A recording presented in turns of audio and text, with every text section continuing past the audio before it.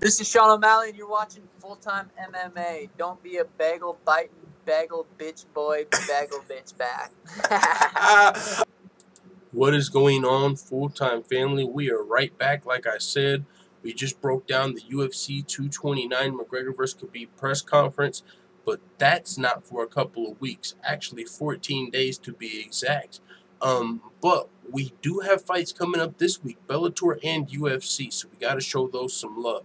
So with that being said, this is going to be a quick preview of Bellator 205, McKee versus McCappa going down today, Friday, August 21st, as well as UFC Sao Paulo, which is going down Saturday, August 22nd, tomorrow. Sorry, I'm tired. It's 5:42 in the morning, and I still ain't been asleep, you know what I'm saying, after work, live stream. I also got out another thing I had to do, which is why we're still up. We had to do the betting advice, the UFC, the fake money bankroll that we do over at the Full-Time MMA Dojo on Patreon. So make sure you check that out as well. That's super dope. But yeah, let's get into this preview. We got Bellator 205, UFC Sao Paulo. We're just going to look at the fights, whatever comes to mind about that. Maybe 15-20 minutes looking at the fights coming up this weekend and potentially get hyped. So Bellator 205, not the most stacked Bellator card, but we definitely got some good fights over here. Main event, of course, between McKee and McCappa. AJ McKee is 11-0. He's actually coming in as a pretty big favorite against the more experienced John McCappa. I mean, he's a little bigger, and he's also got a lot of amateur experience to tie in with his professional record. So, with that being said, we'll see what happens. If you looked at my predictions, I actually kind of predicted an upset.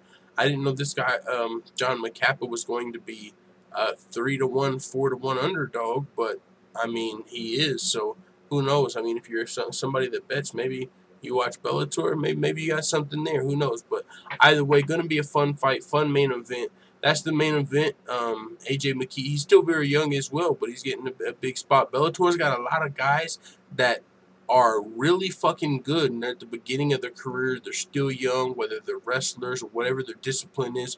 Bellator's got a lot of young talent, as well as the older veterans, as well as current badasses like Rory McDonald and Gegard Mousasi. So Bellator's on the rise, and this is going to be the main event for 205. Of course, it's got nothing compared to Bellator, I believe, 206, which is going to have Rampage Jackson versus Vanderlei Silva, as well as Rory McDonald versus Gegard Mousasi, and the kickoff of the Bellator Welterweight Grand Prix between Andrei Korshakov and Diego Lima, if I'm not mistaken. That's going to be a great card for Bellator. So, with that being said, co-main event we got between the jiu-jitsu specialist Rafael Lovato Jr. and the well-rounded MMA fighter John Salter. John Salter, in all 18 of his fights, he's never been to a decision. 15 finishes, 3 finished losses. So that's something. But Rafael Lovato Jr. is a fucking shark on the mat. Great jiu-jitsu. And if he's able to get the fight there, then he could very well submit John Salter in this fight. But I'm not counting John Salter out by any means. He could very well win this fight. This is a fight I went back and forth on, almost like a toss-up for me. So we'll see what happens. That's another fight I'm interested in. A good fight. Co-main event for Bellator 205. Moving on, there's a 4-fight main card. We got 2 more fights on the main card. Denise Kielholtz, kickboxer that also kickboxed for Bellator, versus Veda Arteaga. Denise Kielholtz has a lot of kickboxing experience. I think she was like 18-2 as a kickboxer, so she's got a lot of good kickboxing experience.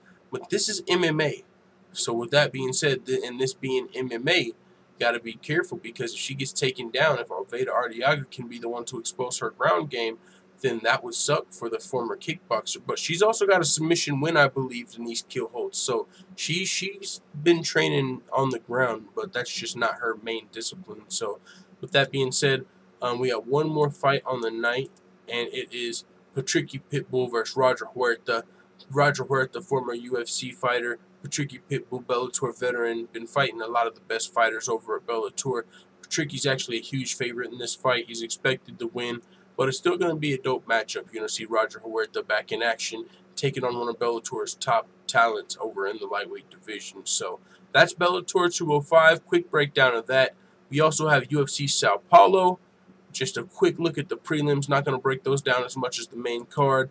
Levinha Souza taking on Alexis Chambers. That's like a squash match. She's supposed to be smashing Alexis Chambers. Levinha's a huge favorite. So Eliseo Zaleski dos Santos, more of the same. He was supposed to be fighting Bilal Muhammad. That was going to be a great fight. Bilal Muhammad, I believe, may be injured. He's out of the fight on short notice. And Luigi is going to be stepping in. So Mario and Luigi. But this is just going to be Luigi taking on Eliseo Zaleski dos Santos, who's a fucking monster. So I think Zaleski gets that win. Tyler Slatus versus Hector Lombard, really close fight between two veterans. That's a really close fight. These are all on the Fight Pass prelims. Bueno Silva versus Jillian Robertson. Mayra Bueno Silva, she's been beating good girls. She's 4-0, but she's been beating good girls and finishing good girls. I don't know what her background was before she became a pro fighter, but she had to be kicking ass somewhere. Jillian Robertson had a lot of amateur experience. She was able to expose the ground game of Molly McCann in her last fight. She trains with the American Top Team. She's a legit badass, so this fight could go either way for me as well. Sergio Moraes, Ben Saunders, that's a fun fight. Ben Saunders, I believe, coming off of a knockout win over Jake Ellenberger. Sergio Moraes has picked to win this fight like 2-1, I think. But I think this is a closer fight than that. I think Ben Saunders could very well win this fight. But moving on, we got the heavyweights clashing on the Fox Sports 2 prelims. We got Augusto Sakai taking on Chase Sherman. That fight is going to be a heavyweight scrap going down. Sakai, the Brazilian young heavyweight, that could be anybody's fight right there. Chase Sherman's got more UFC experience, but Sakai, he's got some Bellator experience, and he's shown some promise in some of his fights, some skills. So that fight is either way for me.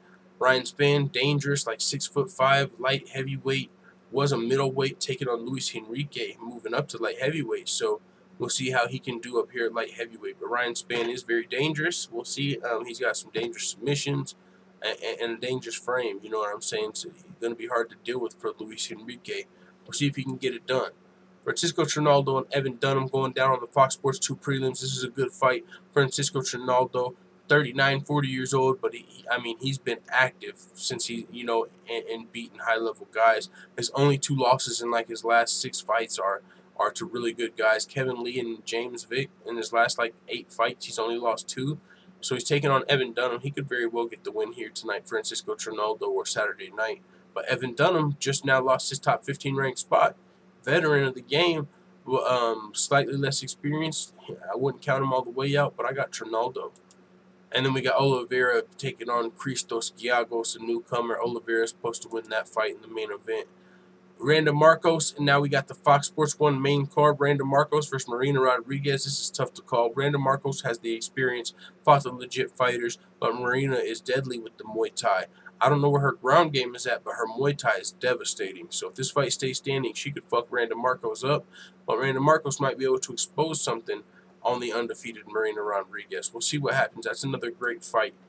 We also got Renan Barão taking on Andre Ewell. Renan Barão, former UFC bantamweight title challenger, I believe, fought champion. He fought TJ Dillashaw, of course. I think champion, yeah. I'm tired as fuck. It's 6 in the morning, guys.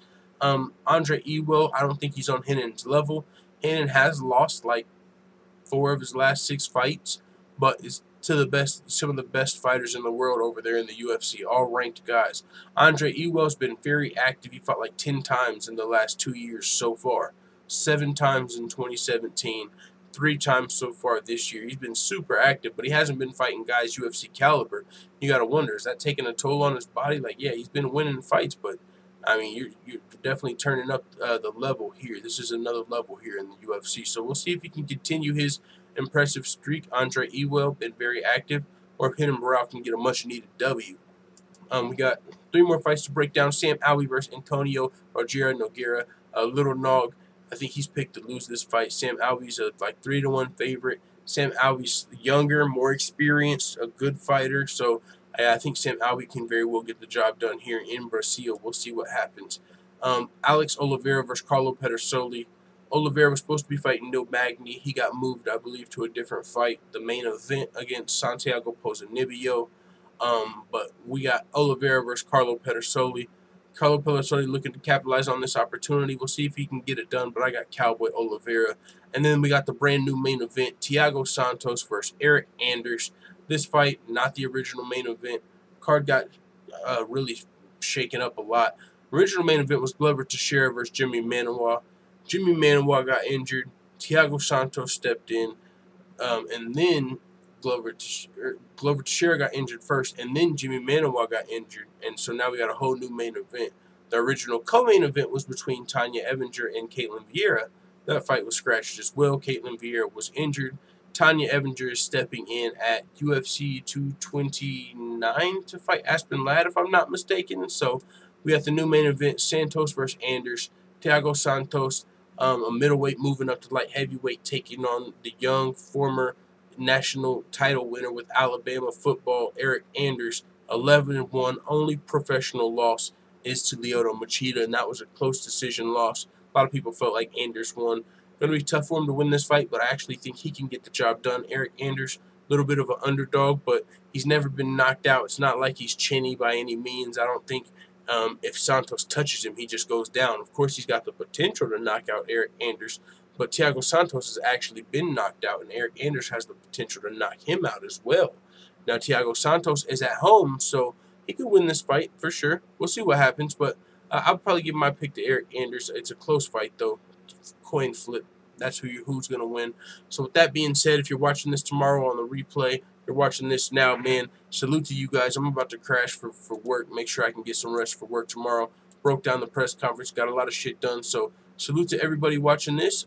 Hit thumbs up if you haven't yet. This is the UFC Sao Paulo Anders versus Santos recap or preview, as well as Bellator 205, McKee versus McKee versus Teixeira. He's got a long name. Both of them are in there. It's being sold as both Teixeira, McKee.